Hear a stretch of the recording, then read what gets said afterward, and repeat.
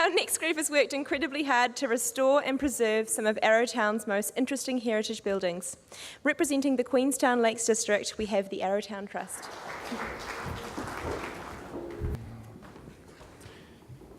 Good afternoon, ladies and gentlemen.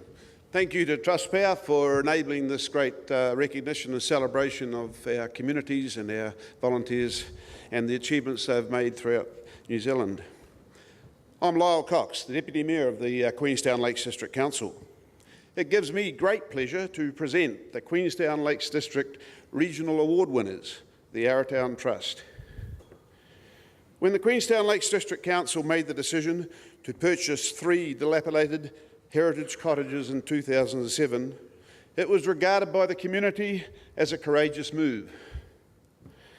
The $1.9 million purchase price seemed huge at the time, but to allow 3 of the district's, and indeed New Zealand's, most loved, painted and photographed buildings to decay beyond repair was not an option. Once the council had secured the land and the buildings, it was important to form a trust comprising people with the skills, vision and passion to drive the extensive restoration project required. To achieve a successful result, it was important to give these buildings a new functioning life.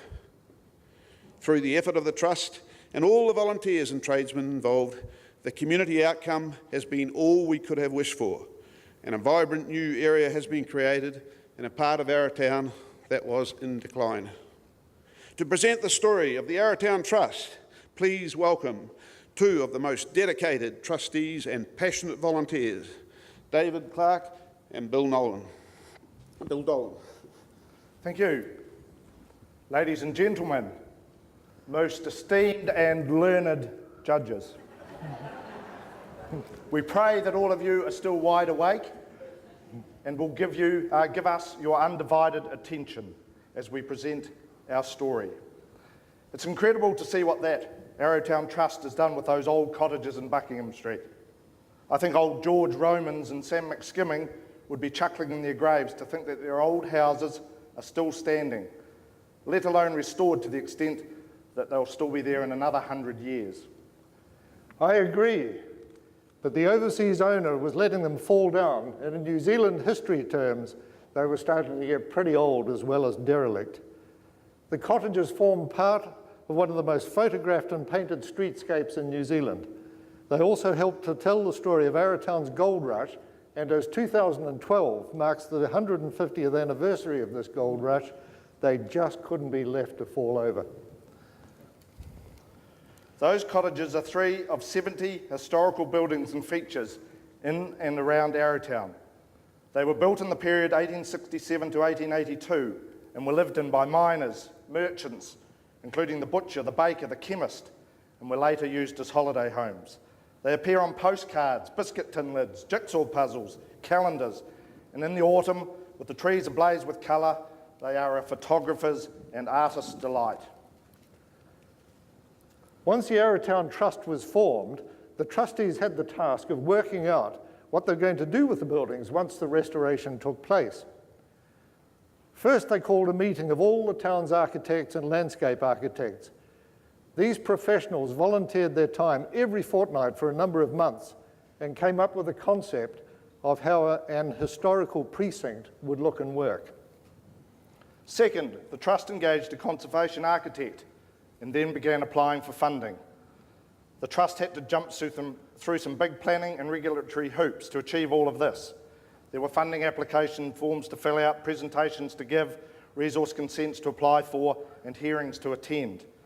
Once that was all done, restoration could begin. Like any restoration project that involves heritage buildings, all sorts of problems confronted the Trust and the contractors. Tree roots going through the walls, rotten floors, disintegrating piles, dangerous wiring and plumbing, cost blowouts, and periodic pesky snowfalls. Everyone involved did a fantastic job. 2 of the cottages were raised completely off the ground and repiled. They were insulated, rewired, data wired, replumbed and repainted. Comprehensive fire sprinkler system was installed in all the buildings. At the same time, there was a conscious attempt to retain the character and patina of the buildings, both inside and out. This ensured that the atmosphere that heritage buildings provide was retained. The Trust was thrilled with the results. They decided very early on that the buildings would not be used for residential purposes as they were just too small. And also the Trust wanted the public to be able to move around the buildings and enjoy them as they would a community reserve. The Trust also wanted one of the tenancies to be a cafe to provide a central focus to the area. Fortunately, an award-winning cafe Provisions agreed to be the anchor tenant, and they quickly moved into the corner cottage. Theirs has been a great success story, as the ambience of the cottage and the grounds has been perfect, as has their legendary sticky buns. Hence the reason why my suit's not fitting that well. The other two cottages were rented as an architect's and landscape architect's office. With a sigh of relief, the Trust and all the volunteers were about to conclude the cottages project when the local Presbyterian church said they were about to build a new church hall. And would the Trust like their own hall, which had once been a standalone church? It had been shifted twice before, and the Trust was asked if the old building could possibly fit into the new historic precinct. The carrot was that the Trust could have the building for $1. It seemed like another hospital pass for the Trust, but under the Pinex ceilings and the orange carpet was a lovely little 1871 country church. It was too good to see go out of town, so the Trust agreed to take it. A new round of fundraising and consent applications began. It was a struggle that went all the way to the Environment Court, but once everything was in place, the church was trucked through town and swung by crane onto its new site, and restoration work began again.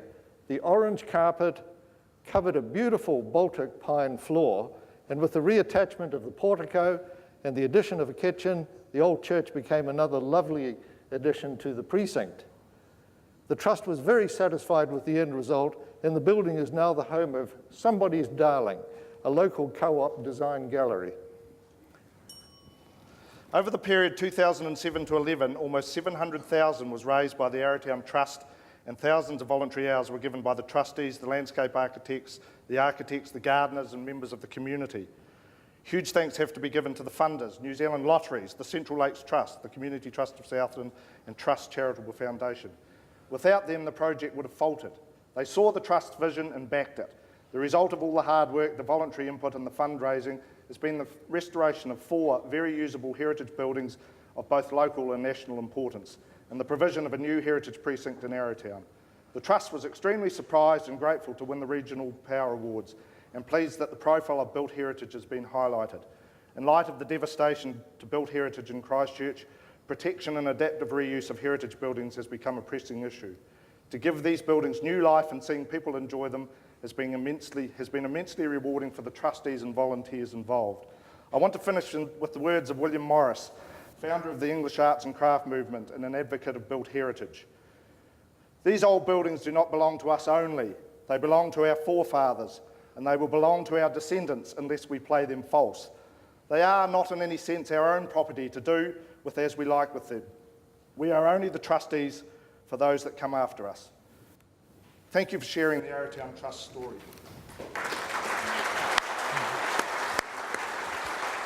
Thanks, Phil. Thanks, Laura.